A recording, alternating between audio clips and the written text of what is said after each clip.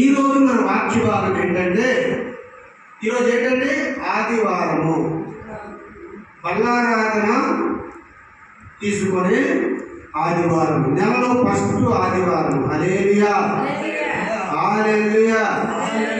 దేవుడు ఈరోజు మనతో మాట్లాడాలనుకుంటున్నాడు. అందరూ కూడా శ్రద్ధగా ఆలకిస్తే దేవుడు మనతో మాట్లాడుతాడు. హల్లెలూయా. యేసుక్రీస్తు ప్రభువుల వారు చేసిన అద్భుత కార్యాల గురించి మనం ఈరోజు చెప్పుకుందామండి. హల్లెలూయా. దేని గురించి అండి? యేసుక్రీస్తు ప్రభువుల వారు చేసిన అద్భుత కార్యముల గురించి మనము ఈరోజు చెప్పుకోబోతున్నాము. యేసు చేసిన కార్యములన్నింటినీ రాయబడినచో లోకమంతటికి పుస్తకములు సరిపోవు. అవునా కదా? యేసుక్రీస్తు ప్రభువుల వారు చేసిన అద్భుతాలు కానీ మనం చెప్పుకున్నట్లయితే, చూసుకున్నట్లయితే ఎన్ని పుస్తకాలు కూడా చాలు. అవునా కాదండి? హల్లెలూయా, హల్లెలూయా, హల్లెలూయా. అయితే ఫస్ట్ చూసుకున్నట్లయితే యోహాను సువార్త 21వ అధ్యాయము 25వ వచనం. మొట్టమొదటిగా మనం చూసుకున్నట్లయితే, యేసు చేసిన కార్యములు ఇంకను అనేకములు కలవు. వాటిలో ప్రతిదానిని వివరించు వ్రాసిన ఎడల అట్లా వ్రాయబడిన గ్రంథములకు భూలోకమైనను చాలదని నాకు తోచుచున్నది. హల్లెలూయా, హల్లెలూయా. ఎవరు చెప్తున్నారు? యోహాను గారు. హల్లెలూయా. ప్రవక్త అయిన అపోస్తలుడైన యోహాను గారు చెప్తున్నారు. హల్లెలూయా, హల్లెలూయా. అయితే దేవుడు చేసిన ఫస్ట్ అద్భుత కార్యం ఏంటో తెలుసా మీకు? హల్లెలూయా. చెప్పగలరా ఎవరైనా సరే? దేవుడు చేసిన ఫస్ట్ అద్భుత కార్యం చెప్పగలరా? చెప్పగలరా? మధుపు ఎప్పటికప్పుడు చెప్తుంటాను, అయినా మర్చిపోతుంటారు. హల్లెలూయా. దేవాది దేవుడు అద్భుత కార్యాలు ఫస్ట్ చేసిన అద్భుత కార్యం నీటిని ద్రాక్షారసంగా మార్చాడు. ఆమేన్. హల్లెలూయా, హల్లెలూయా. ఏం చేశాడండి? నీటిని ద్రాక్షారసంగా మార్చారు. నీటిని ద్రాక్షారసంగా చేశారు. 2వ అధ్యాయము 7వ వచనము, 8వ వచనం, 9వ వచనం చూసుకున్నట్లయితే, యేసు ఆ బాణలను నీళ్ళతో నింపుడని వారితో చెప్పగా వారు వాటిని ఆ అంచుల మట్టుకు నింపిరి. అప్పుడు ఆయన వారితో, మీరిప్పుడు ముంచి విందు ప్రధాని యొద్దకు తీసుకొని పోవుడని చెప్పగా వారు తీసుకొని పోయిరి. ఆ ద్రాక్షరసము ఎక్కడి నుండి వచ్చినో ఆ నీళ్లు ముంచి తీసుకొని పోయిన పరిచారకులకే తెలిసినది గాని విందు ప్రధానికి తెలియకపోయెను. గనుక ద్రాక్షరసమైన ఆ నీళ్లు రుచించినప్పుడు ఆ విందు ప్రధాని పెళ్లి కుమారుని పిలిచి, హల్లెలూయా, హల్లెలూయా. అయితే ఇక్కడ ఫస్ట్ అద్భుత కార్యం ఏంటంటే, దేవాది దేవుడు కపెర్నహూము, అంతేనండి? హల్లెలూయా, హల్లెలూయా. గలిలయలోని కానాను ఊరిలో, హల్లెలూయా,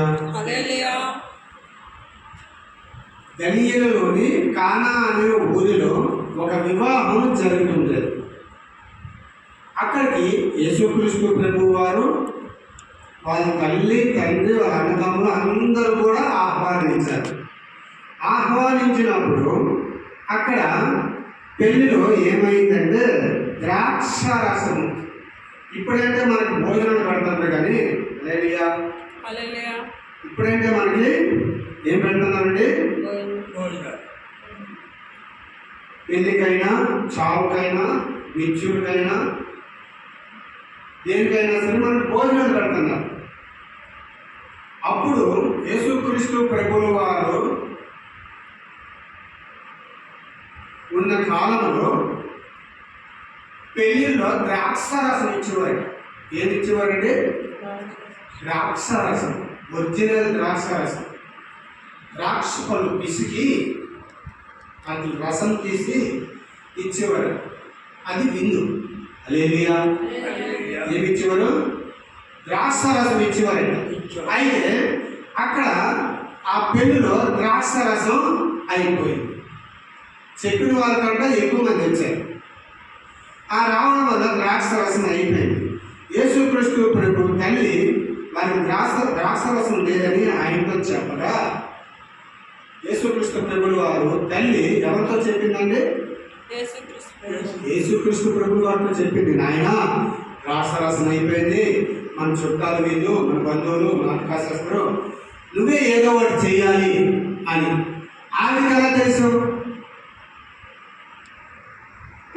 యేసుక్రీస్తు ప్రభు దేవుడని మరియా గర్భము దాల్చినప్పుడు దేవదూత వచ్చి చెప్పిందా లేదా? ఏమని చెప్పింది? మరియా, నీవు గర్భవతి అవుతావు, పరిశుద్ధాత్మతో నువ్వు గర్భవతి అవుతావు, పరిశుద్ధాత్మ దేవుడు నీ గర్భాన్ని జన్మిస్తాడు, ఆ బిడ్డ ఈ లోకానికి రక్షకుడు, గొప్పవాడు అని చెప్తారు. దానివల్ల మరియా తెలుసుకుంటారు కదా, అంటే దేవుడు అని తెలుసుకుంటారు. మరి దేవుడు అద్భుత కార్యాలు చేస్తారు కదా, ఆశ్చర్య కార్యాలు చేస్తారు కదా, మహత్ కార్యాలు చేస్తారని చెప్పి హల్లెలూయా. ఆ నమ్మకం మీదే యేసు ఇక్కడ ద్రాక్షారసం అయిపోయింది నాయన, కొంచెం నువ్వే చూడాలి అంటే అక్కడ యేసుక్రీస్తు ప్రభువు వారు ఏం చెప్తున్నారని అంటే, అమ్మా నా సమయం ఇంకాను రాలేదు, నా సమయం ఇంకాను రాలేదని ఆయన తల్లి పరిచారకులను చూచి ఆయన మీతో చెప్పినది చేయగలిగిన.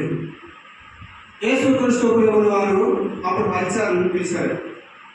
పిలిచి అంతకుముందు యేసుక్రీస్తు ప్రభువు వారు ఏం చేశారంటే తండ్రికి ప్రార్థన చేశారు. హల్లెలూయా.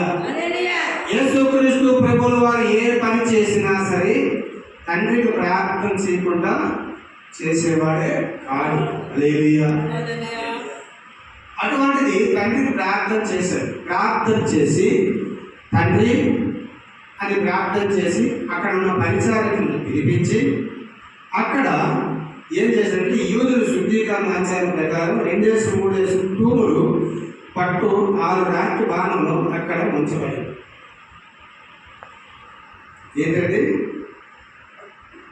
రాతి బాణం అంటే ఉండదు,